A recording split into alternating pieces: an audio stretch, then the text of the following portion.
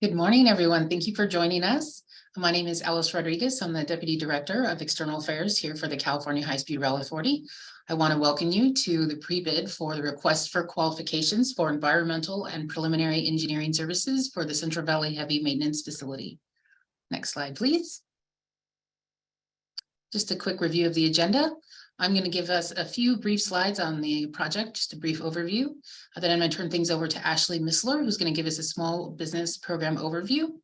Then Stephen Milton, Principal Engineer of Strategic Delivery Branch, will give us an overview of the procurement. And then we'll be joined by Lisa Crowfoot, one of the attorneys, who will give us an organizational conflicts of interest overview. All right, next slide. Some resources available to you. The procurement does have a web page. The link is there. Or better, if you want the path to get there, go ahead and go to our homepage, hsr.ca.gov, then select business opportunities. And then under contracts out for bid, select environmental and preliminary engineering services for this Central Valley Heavy Maintenance Facility. On that web page in a couple of days, you will see a video of this pre-bid, this PowerPoint that we're going to go through, and then a list of all the registrants for the pre-bid. If you have any questions related to the procurement, you can send those to capitalprocurement@hsr.ca.gov, and then those questions are going to be due by June 6th. Okay, thank you. Next slide. Okay, so I'm going to go ahead and just do a brief project overview for you guys. Next slide, please. Okay, so the mission of the authority is to initiate the construction of a high-speed train system that utilizes an alignment and technology capable of sustained speeds of 200 miles per hour or greater.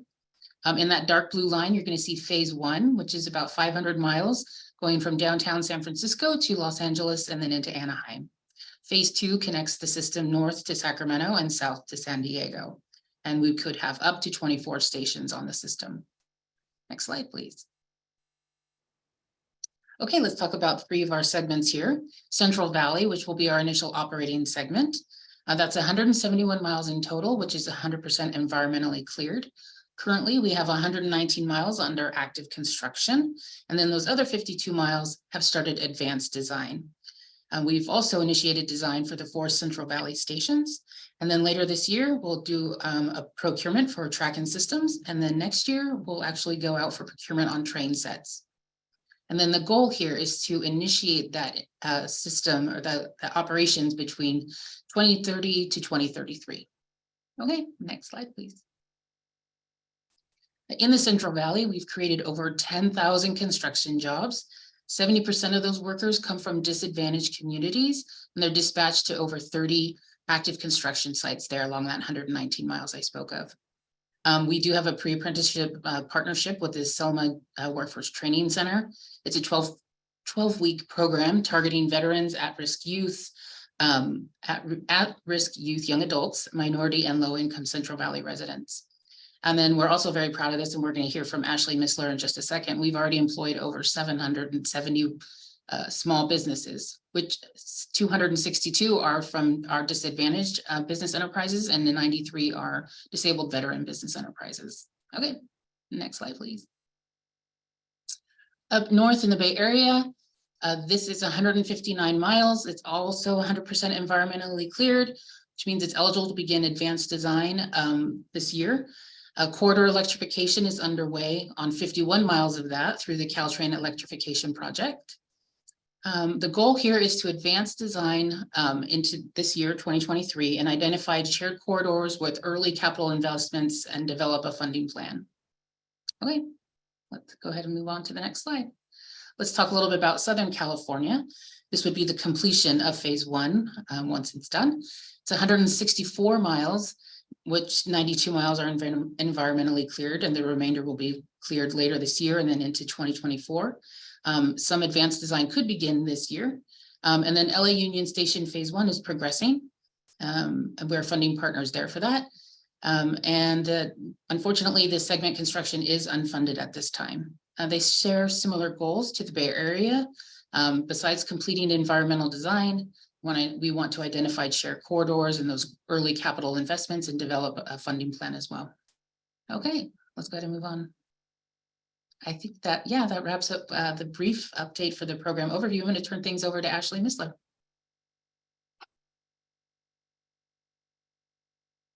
Thank you, Alice. Good morning, everyone. I am Ashley Missler, and I oversee the small business program. And my team will be your point of contact for your small business needs. I will place my team's email in the chat after this presentation. The authority has a 30% overall small business goal.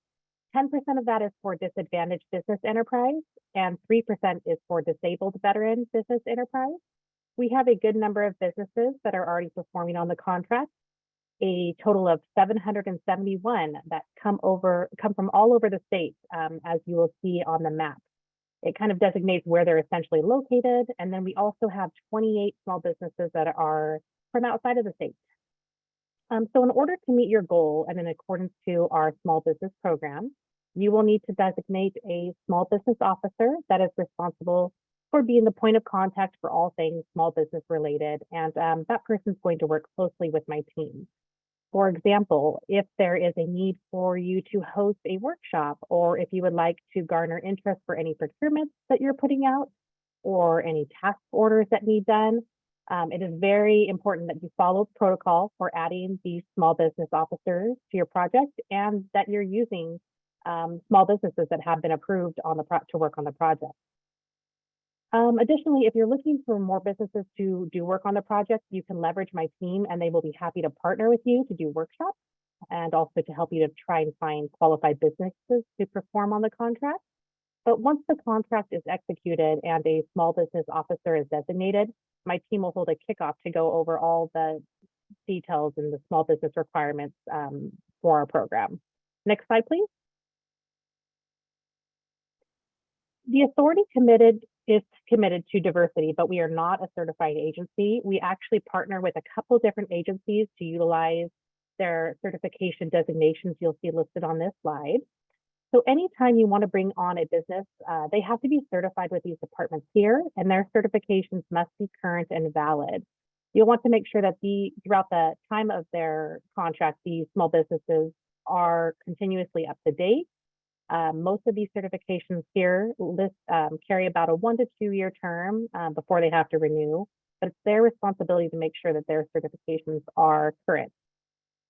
So as you'll see here, the top bullet, California Department of General Services offers the Small Business Certification, Micro Business Certification, and Small Business for Public Works, SBPW, which includes firms who specifically work on public work projects.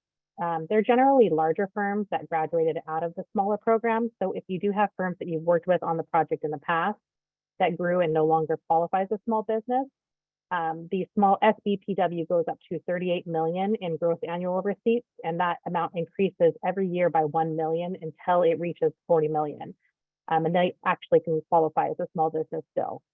DGS also offers the Disabled Veteran Business Enterprise, known as the DVBE cert.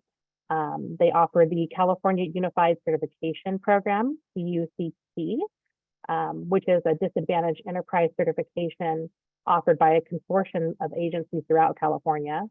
Caltrans is actually the agency in Sacramento that offers this certification statewide, but there are also various other agencies that offer it, including the Bay Area and in Southern California.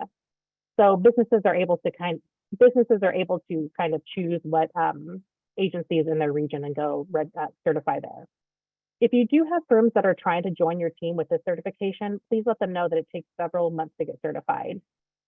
The last bullet, other certifications that we accept are the 8A Disadvantaged Business Program certification, and that comes from the U.S. Small Business Administration.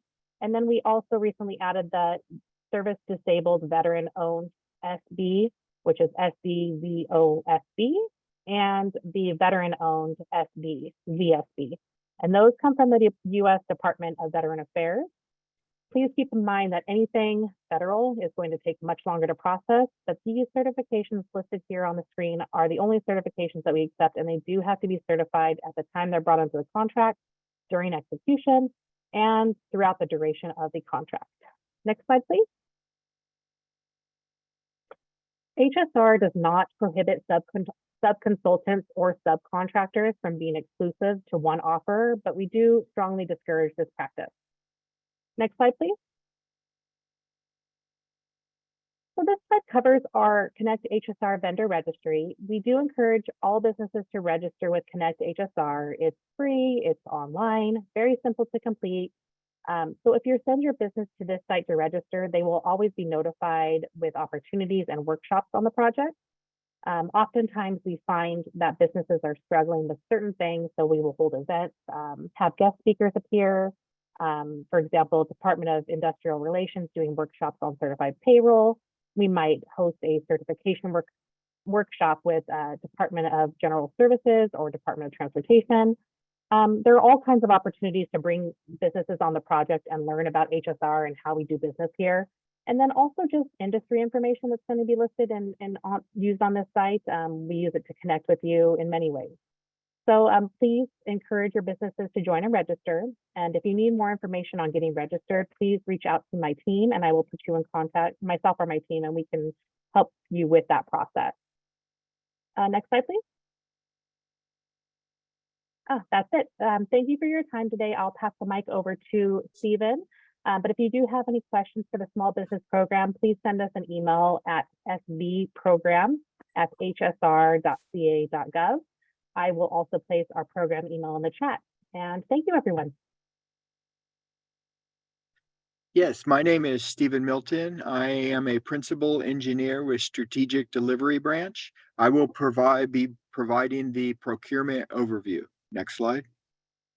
The authority is issuing a request for qualification to receive statements of qualification from qualified firms for environmental clearance and preliminary engineering services for the Central Valley Heavy Maintenance Facility project located in Central Valley section of California High-Speed Rail System. Next slide. The contract amount is $4.9 million and the contract terms are 24 months. Next slide, please. Evaluation and performance. This is a qualification-based procurement. A fair and reasonable rate will be negotiated. The successful consultant and its subconsultant will earn a flat fee of 7.5% during the transition period. After the transition period, we'll negotiate our performance-based fee will range between 8 to 10% based on performance, quality, cost, schedule, and other factors. Detail of the performance criteria will be developed as part of the task order process. Pre-award audits will be conducted concurrently with negotiations prior to execution. Next slide. Environmental, social, and governance, ESG efforts, which may include any environmental sustainability efforts, social, economic, equality process, and governance processes, will be incorporated as a pass-fail requirement in the request for qualifications. Offerors shall provide information on the ESG effort, which may include any efforts, policies, or reports. 30% small business utilization goals, including a 10% DBE and a 3% DVBE goal. Next slide. Next slide, please. Environmental and preliminary engineering services. The A&E contract shall perform activities to perform, evaluate, and analyze Central Valley heavy maintenance facility design alternatives. Identify and recommend preferred alternatives for board approval. Develop draft environmental documents, EIR, EIS, or other lower level environmental documents as appropriate. Coordinate alternative development and selection with public and stakeholder, and obtain notice of decision and record of decision and any other appropriate CEQA NEPA approvals. The Central Valley Heavy Maintenance Facility is needed to allow for train set assembly and preparation for passenger service, which include testing, commissioning, acceptance, The Central Valley Heavy Maintenance Facility will also serve as the primary train set equipment maintenance and repair facility during revenue services for the entire high-speed rail system. Next, please. The heavy maintenance facility site will be evaluated at locations within the county of Merced, Madera, Fresno, Kings, and Kern, as shown in the figure on the next slide. Initially, 9 sites were identified and evaluated in the Merced to Fresno and the Fresno to Bakersfield EIR-EIS. Additional 2 sites south of the city of Merced were added as potential sites evaluated in 2019. The consultants will be asked to evaluate the previously identified sites that meet the pass-fail siting criteria, as well as the evaluation any additional qualification sites.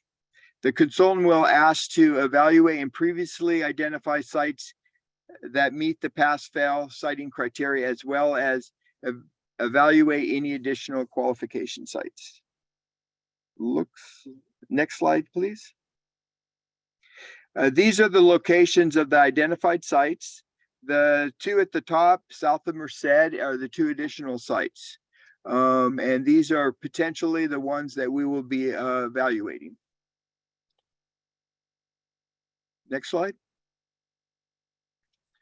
So the location of the California State Contract Register may be downloaded at the site below. And authorities' website and email address to submit questions are, the site is stated below, and this information will be provided after the pre-bid conference. You'll have the presentation, the video, and registration links. Submit procurement questions to capital procurement at highspeedrail.ca.gov. Next slide. And this is the procurement schedule. The ones you need to pay attention to is the deadlines for questions is June 6th. The statement of qualifications due July 12th. And anticipated notice of proposed award release will be in August 2023, and execution and notice to proceed will be in October 2023. Next slide. Next slide will be with Lisa. All yours, Lisa. Thank you, Steve. Hello, everyone. Thanks for joining us today. My name is Lisa Crowfoot, and I'm one of the attorneys with the High Speed Rail's legal office. And I'm going to be talking to you a little bit about our conflict of interest policy, what it says, and also will hopefully dispel some misperceptions about it and get you comfortable with what the process is. So we always get asked, why do we have an organizational conflict of interest policy? And the reason that we have one is because we've got a lot of contractors who work on multiple contracts for the authorities, for the authority in our project. And under that circumstance, we've got federal grants that require a conflict of interest policy. Having that policy also ensures a transparent procurement process and also maximizes competition. And finally, it ensures that we're in compliance with state and federal law. Next slide, please.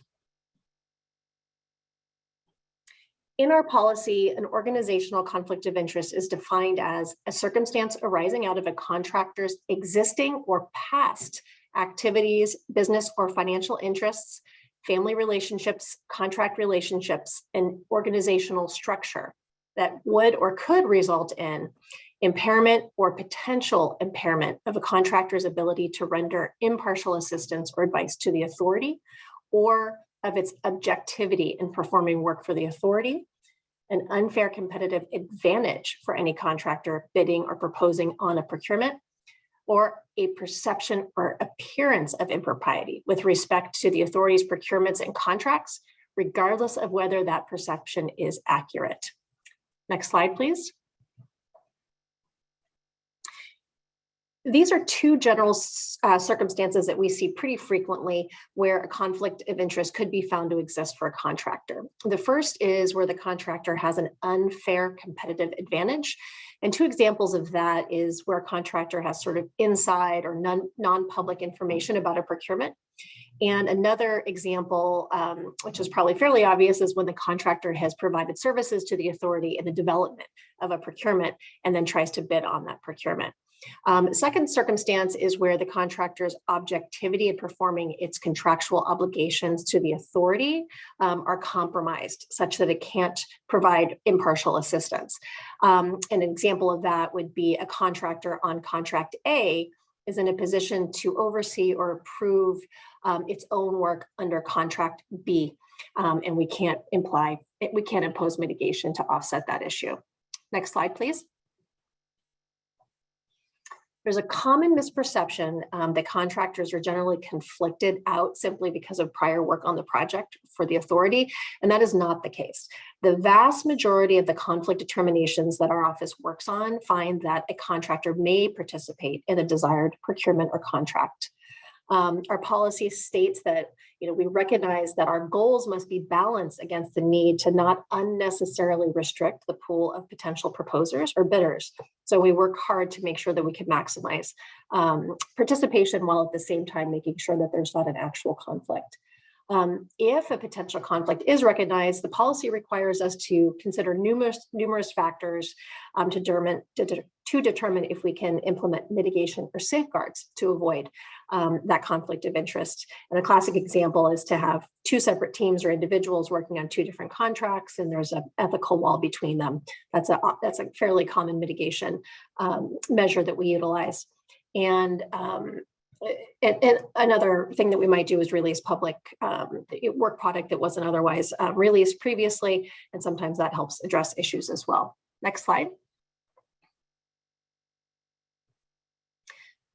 So what to do if you think you might have an issue? So first, you want to look at the RFQ. Section 3.7 discusses conflicts of interest, and then it also directs you to our organizational conflict of interest policy that you can review. After you reviewed those, if you still have concerns that there might be an actual or perceived conflict of interest, you should ask for a conflict determination from the authority's legal office. And that information will be both on the next slide, but it's also in your procurement documents in the RFQ itself. We will issue a determination, and that will allow you to go on to the next step. Another misperception is that advanced or pre-clearance is necessary to be on a team, and that is not the case. You do not have to get advanced or pre-clearance if you do not think that there is an organizational conflict of interest. In addition, when you're submitting your documentation, your SOQ documentation, there's going to be a Form B, that is also another opportunity for you to consider and disclose any conflicts of interest that you think you might have. Next slide, please. This is the information. This is also in the RFQ documentation regarding how to submit a request for conflict of interest determination to the authority's legal office. And generally the steps are, we will receive your request. We will probably ask for some additional information. We will then make a recommendation, and the chief counsel will issue a final and formal determination in writing. And if you don't agree with that determination, you can reach out with any additional facts or information that you think needs to be considered. Next slide, please. I think I'll wrap things up. Thank you. Thank you, Alice. Thanks for your time. Lisa. Yeah, and thank you. Alice, I'll just say one thing. I noticed that somebody included a comment in the Q&A asking a specific conflict of interest question. We can't answer those in this call today, but you can submit that in writing to the information that we provided, both in these slides, but also in the RFQ document as well. Perfect. Thanks, Lisa. That's actually the very first thing we say to here at the top. Questions regarding this procurement should be emailed to capitalprocurement@hsr.ca.gov. And again, those questions are due by June 6th. Also, we will in the next few days update the web page, and I'm going to show you how to get there in just a second, with the video of this pre-bid, the PowerPoint that we just went through, and then the list of all the registrants. Excuse me. So again, the path to find the website is to go to our homepage, hsr.ca.gov, then select business opportunities, and then under contracts out for bid, you will see environmental and preliminary engineering services for the Central Valley Heavy Maintenance Facility. Go ahead and click on that, and then all the information related to the procurement will be found there. Okay, that wraps things up for us today. I want to thank you for joining us and have a great day.